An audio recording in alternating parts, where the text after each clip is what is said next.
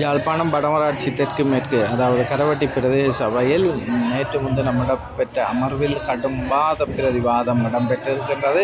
குறிப்பாக ஊடகவியலாளர்களை சபையில் நடவடிக்கையில் செய்தி சேகரிப்பதற்கு அனுமதிக்கப்படாமை தொடர்பிலே குறித்த வாத பிரதிவாதம் எழுந்துள்ளது. இதிலே தேசிய மக்கள் சக்தியின் உறுப்பினர் அஜந்தன் மற்றும் எதிர்த்தரப்பு உறுப்பினர்கள் அனைவரும் ஊடகவியலாளர்கள் அனுமதிக்கப்பட வேண்டும் என்று தமது வாதத்தை முன்னெடுத்திருந்த நிலையில் ஆளுந்தரப்பான தமிழரசு கட்சிக்கும் எதிர்த்தரப்பான என்பிபி மற்றும் டிடிஎன்ஏ உறுப்பினர்களுக்கிடையே கடும் வாத பிரதிவாதங்கள் இடம்பெற்றன.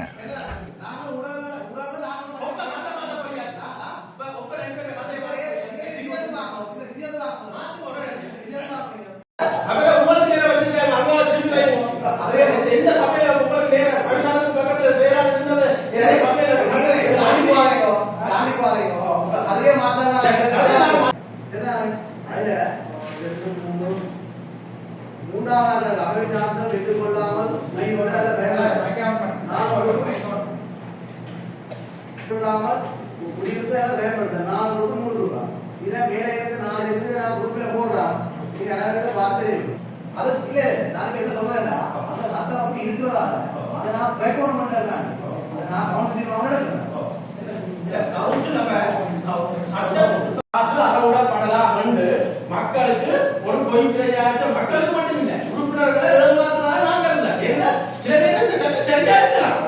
சட்டம் சரியா இருந்தால் நான் மன்னிப்பு கேட்டு நான் இதை வித்ரோ பண்றேன். சட்டத்தை நான் படிச்சதே இல்லையே. இப்ப நான்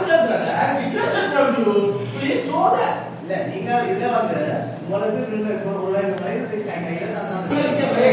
நீங்க இங்க விளையாங்க நாங்கள் வேறுக்கு தகுந்த பதில் சொல்ல ஆவணங்களையும் சட்ட புத்தகங்களையும் நீங்க வேறுபட காட்டுங்க. ஏன் காட்டுறீங்க? இல்லை தயவு செய்து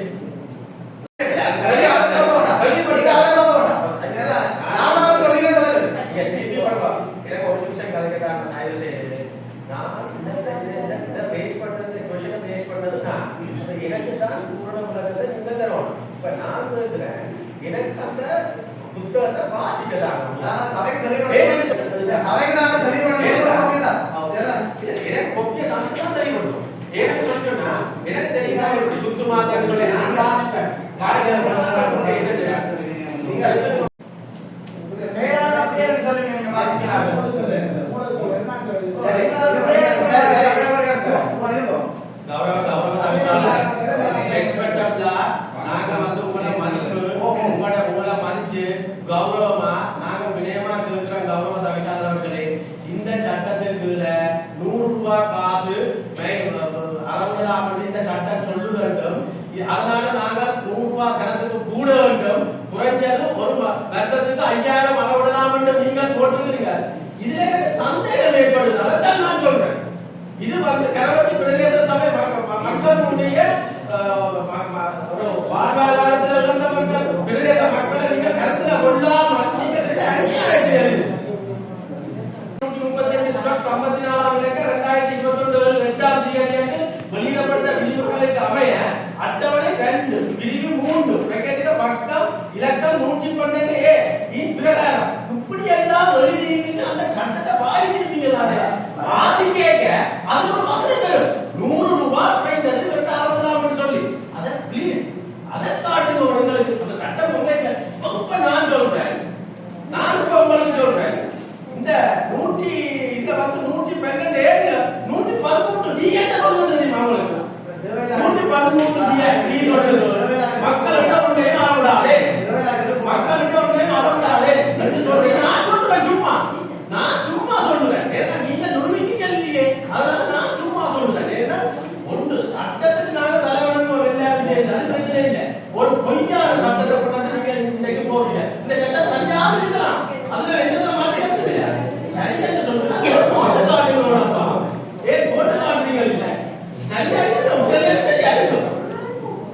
சக்தியை சேர்ந்த உறுப்பினர்கள் முன்வைத்த குற்றச்சாட்டு, நாங்கள் ஊடகவியலாளர்கள் இருந்த இடத்தை விட்டு எழும்பி வீடியோ எடுக்க முடியாது என்று கௌரவ தவிசாளர் அவர்கள் குறிப்பிட்டிருக்கின்றார் என்று அதுதான் ஊடகவியலாளர் நாங்கள் அடக்குகின்றோம் என்ற துணியிலாக பேசியிருந்தார்கள். அதில் சொல்லப்பட்ட விடயம் என்னென்றால், சபை நடவடிக்கை இடையூறு ஏற்படுத்தாத வகையில் சபைக்கு இடையிலால் செல்லாமல் அவர்கள் தமது சுயத்தை பாதிக்காத தமக்கு ஏற்ற வகையில் நின்று அவர்கள் கௌரவ உறுப்பினர்கள் பேசுவதையும் கௌரவ தவிசாளர் சொல்வதையும் வீடியோ எடுத்துக்கொள்ள முடியும்.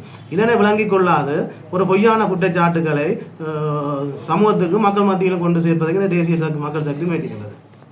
சபை அமர்வு எனது தலைமையில் நடைபெற்றிருக்கின்றது.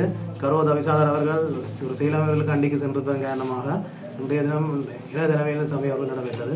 இன்றைய தினம் சபையில் தேசிய மக்கள் சக்தியை சேர்ந்த உறுப்பினர்கள் தொடர்ச்சியாக ஒரு குற்றச்சாட்டை முன்வைத்துக் கொண்டிருந்தார்கள். ஊடகங்களை கௌரவ தவிசாளர் ஊடகங்களை அடக்குகின்றார் என்ற குற்றச்சாட்டை முன்வைத்துக் கொண்டிருந்தார்கள். ஆனால் நாங்கள் எந்த விதத்திலும் இந்த ஊடகங்களை அடக்கவில்லை. கடந்த காலத்திலும் தேசிய மக்கள் சக்தி தமது கட்சியைச் சேர்ந்த ஒரு யூடியூபரை கூட்டி வந்து இதனை அனுமதிக்க வேண்டும் என்ற கோஷமிட்ட நிலையில் அது நிராகரிக்கப்பட்டிருந்தது சபையினால். கௌரவ தவிசாளர் அதை அனுமதிக்கவில்லை. அதனை நோக்காக கொண்டு எங்களுடைய சபையினை குழப்ப வேண்டும் என்பதற்காக தொடர்ச்சியாக ஊடகங்களை நாங்கள் அடக்குகின்றோம் என்ற பொய்யான குற்றச்சாட்டை மக்கள் மத்தியிலும் ஊடகவியலாளர் மத்தியிலும் கொண்டு சென்றார்கள். கடந்த காலங்களில் முறையாக ஊடகவியலாளர்கள் எங்களை அனுமதி பெற்று முறையாக வந்து செய்தியை சேர்த்து சென்றிருந்த சம்பவங்களும் இருக்கின்றது. நாங்களும் வந்து சபை அமர்வுகளின் போது ஊடகவியலாளரை அனுமதிப்பதற்கு ஒரு சில ஒழுக்க நெறிகளை நாங்கள் வைத்திருக்கின்றோம். அந்த வகையில் அவர்கள் முறையாக வந்து அனுமதி எடுத்து தமது உடவியாளர் என்று தம்மை உறுதிப்படுத்தக்கூடிய அடையாளங்களை காட்டி அவர்கள் அந்த சபை அமர்வில் பங்குபற்ற முடியும். இந்த சபை அமர்வின் போது இரண்டு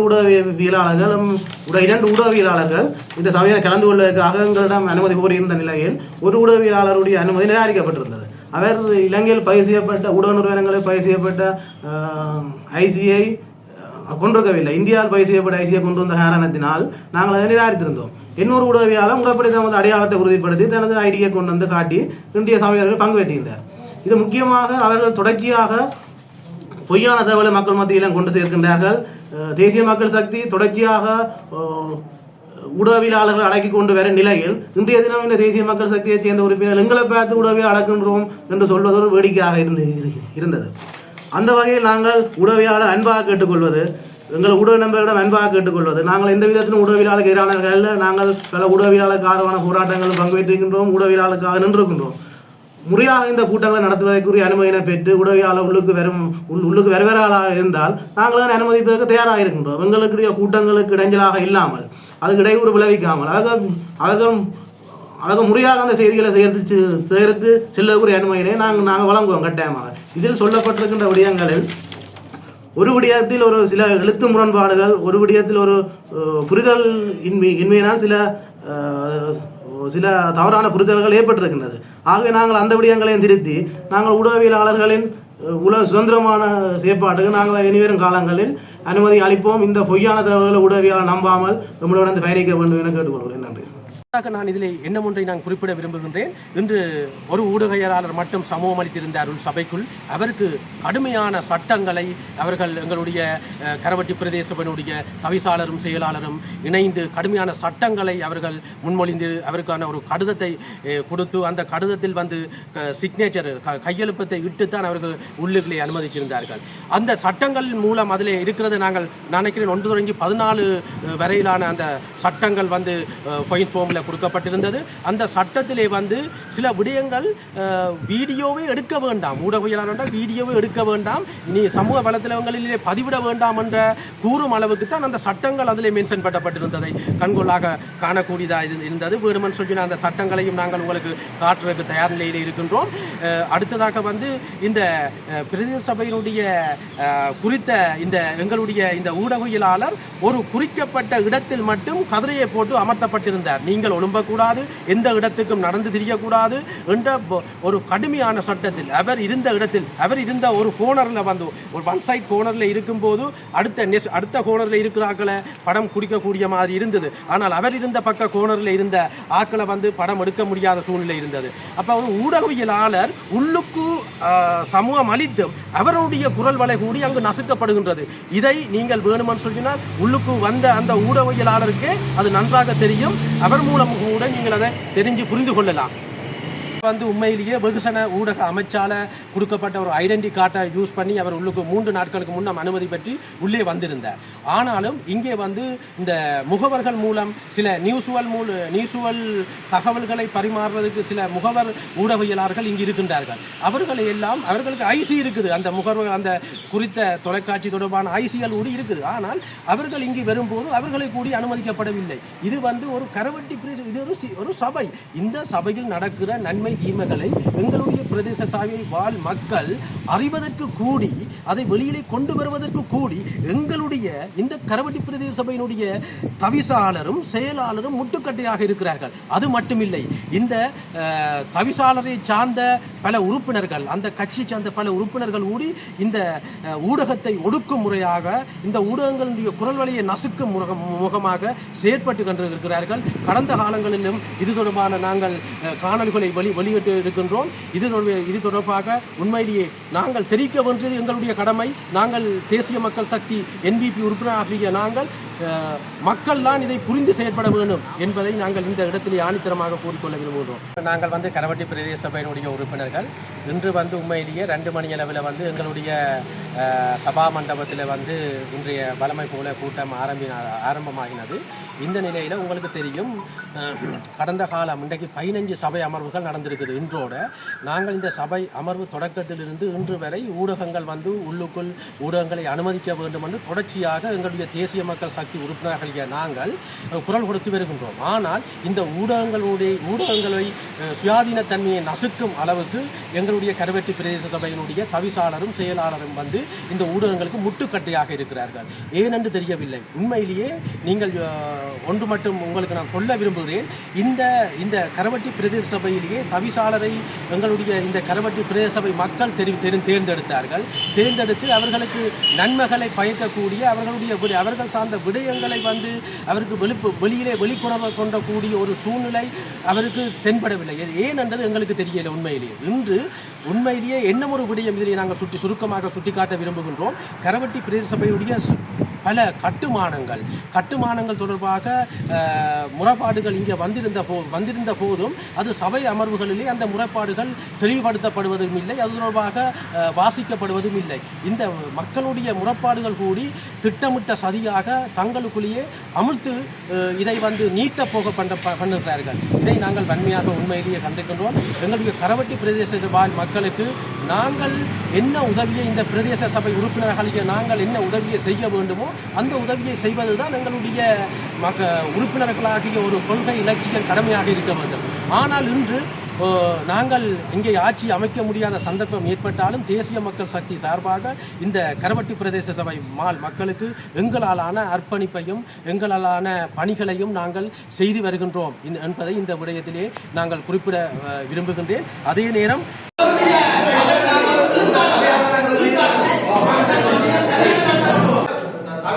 நீங்களும் தான் இந்த உணவாளர் கடந்த காலங்களில் இருந்து நீங்கள் நசுக்கிறீங்க. நிறைவேற்ற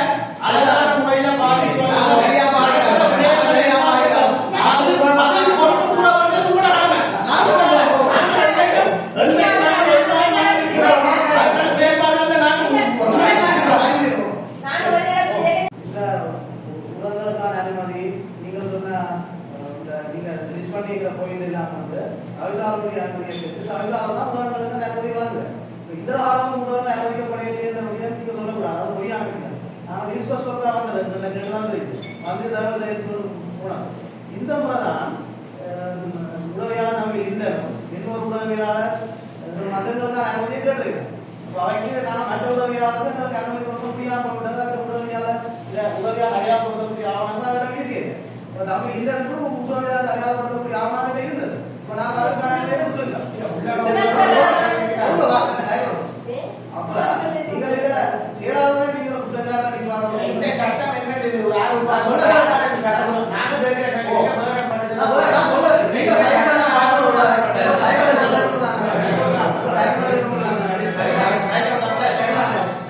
இந்த விதிமுறைகளை உழைப்புதான் உதவியாளர் சமீதான ஒழுங்கா கொண்டு செல்ல வேண்டும் என்று தமிழால்தான் இந்த உலகத்துக்கு அதிகாரத்தை வளர்ந்தது. இப்போ தமிழ் இல்லைன்னு கூட அனுமதி வழங்கியது அவ்வளோ தமிழாளர்.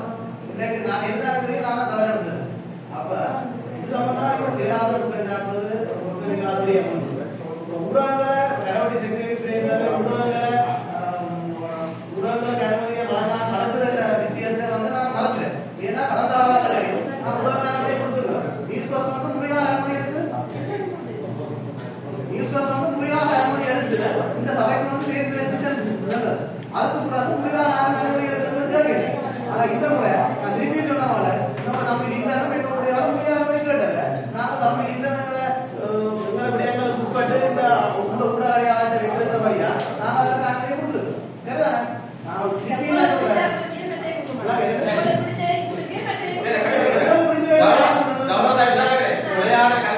ஐயா வந்து ஒரு சட்டத்தின் மூலம் உள்ளூராட்சி மன்றங்களின் சட்டத்தின் மூலம் அது மட்டும் இல்லை இலங்கையினுடைய அதிகுச்ச நீதிபதி குழாம் கௌரவ நீதிபதி குழாம்களின் ஆலோசனைக்கு அமைவாகவும் ஒரு 2 பிரதேச சபை உறுப்பினர்களுக்கு எதிராக ஒரு சட்ட நடவடிக்கை எடுத்திருக்கிறேன். ஆனால் இந்த இன்று எங்களுடைய கௌரவ ஆளுநர் ஐயா அவர்கள் செய்த சட்ட ரீதியான பிரச்சனையை எத்தனையோ சமூக வலைதளங்கள் எங்களுடைய கௌரவ ஆளுநர் ஐயா வந்து பிள்ளையாக சமூக வலைதளங்கள்ல வந்து போடுறாங்க நியூஸ். ஆனா அவர் அந்த கௌரவ ஆளுநராக இருந்து கூடி சட்டம் ஒன்றுக்கு எல்லாரும் அடிப்படையோடு சட்டம் ஒன்று நிலைநாட்ட வேண்டும் என்று சமூக வலைதளங்கள் தங்கள் செயற்பாடுகளை செய்தது அதை சுயமாக இயங்க விட்டுருக்க. ஆனால் இன்றைக்கு கரவட்டி பிரதேச செயலாளர் நான் சொல்லுகிறேன்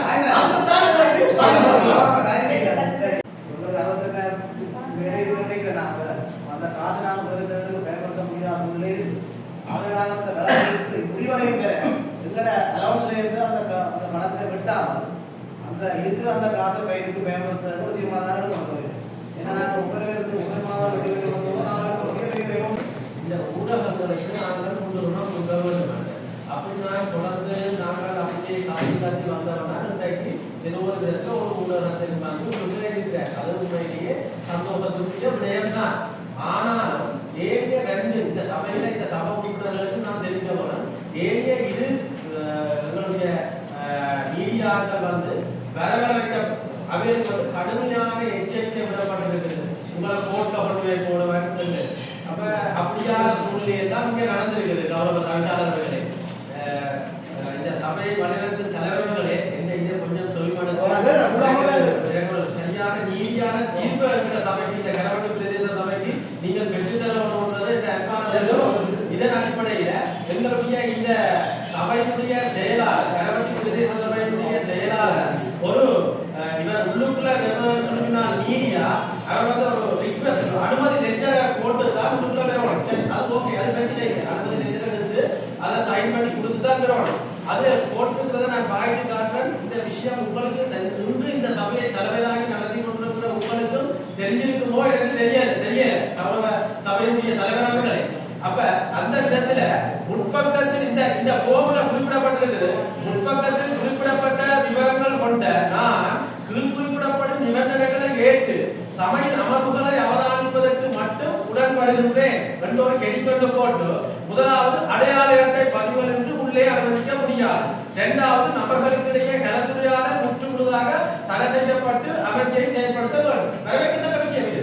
அடுத்தது வந்து எந்த ஒரு உறுப்பினருடனும் சபை அமர்வு நேரத்தில் தொடர்பு கொள்ளல் ஆகாது. சரி, வரவேற்கிறோம். தொலைபேசி உரையாடல்கள் சபை அமர்வு நடைபெறும் கட்டண பகுதிக்கு மேற்கொள்ளப்படாது. வரவேற்கிறோம். தொலைபேசியை அமைதி நிலையில் நிறுத்தி வைத்திருக்கலாம். ஓகே, வரவேற்கிறோம். நிகழ்வுகளை ஒளிப்பதிவு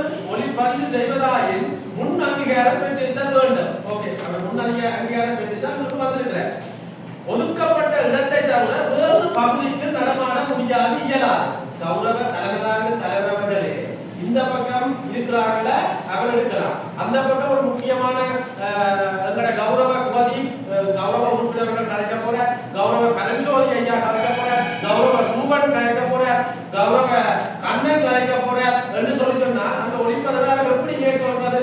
இது அடுத்தது இப்படியே இருக்கத்தக்கதா ஒதுக்கப்பட்ட இடத்துல வேறு பகுதிக்கு நடமாட்ட இயலாதா? ஒளி 8வது சொல்லியிருக்கு, ஒளிபரப்பு செய்வதாயில் அனுமதி அளித்திருந்தாலும் தவிசாளர் அவர்களினால் பதிவுகளை நிறுத்துமாறு கட்டளையிட்டால் எதுவித மறுப்புமின்றி உடனடியாக செயல்படுத்துதல் வேண்டும். இங்கு எங்களுடைய இந்த திறமையுள்ள நாட்டில எங்களுடைய நிறைவேற்று அதிகாரம் கொண்ட ஜனாதிபதியே எந்த ஒரு சமூக வலைதளங்களையும் நிறுத்துகிற வரலாறே இல்லை. ஆனா இந்த கரவட்டி பிரதேச சபையுடைய செயலாளர் கட்டளை நீதியா இதை நாங்கள் கடுமையாக கண்டிக்கிறோம். அது அப்படியே இருக்கிறதா உறுப்பினர்களுடைய வாத பிரதிவாதங்கள் கடுமையான முறையில் நடைபெற்றால் அவர்களின் கௌரவம் பாதிக்கும் வகையில் ஒளி பதவிகள் செய்யலாகாது. இது என்ன நீதி நியாய கொடுமை என்று தெரியல. சபை அமர்வு வளாகத்தினுள் வெற்றிலை ஊழ்ந்தல் போதைப்பொருள் பாதிக்கலாகாது மற்றும் மது போதையில் சபை அமர்வு வளாகத்திற்குள் வருவதாயும் முடியாது. இப்படியான கட்டளை நாங்கள் பாதிச்சுதான் வர வேண்டியிருக்கிறது மீடியாக்காக. சரி, அடுத்தது தவிசாளர் வெளியேறுமாறு தீர்மானம். அடுத்தது குறித்த ஊடகவியலாளர் சபை உறுப்பினர் ஒருவரிடம் இருந்தோ எல்லாரும் புறநகர் ஒருவரிடம் இருந்தோ ஒளியொலி பதிவுகளை பெற்று செய்தியாக வெளியிட முடியாது. அதாவது நேரடியாக பதிவு செய்யப்பட்ட ஒளிப்பதிவுகளை மட்டுமே செய்தியாக வெளியிட முடியும். 12வது தவிசாளர் வெளியேறுமாறு தீர்மானித்தால் உடனே வெளியேற வேண்டும். ஒழுக்கக்கேடான செயற்பாடுகளை முற்றுமுழுதாக தவிர்க்க வேண்டும். சபை அமர்வின் போது கேள்விகள் எழுப்பலாகாது. Highly request from you, தலைவர்களே, இது எங்களுடைய சபையில இப்படியான தீர்மானங்கள் இப்படியான இதை போட போறோம்னு சொல்லி ஏதாவது நாங்கள் சபையில முடிவெடுத்து சபையில இதை போடுவோம்னு சொல்லி எங்களோட சபையில அனுமதி பெற்றா இது செய்யப்பட்டது. ஓகே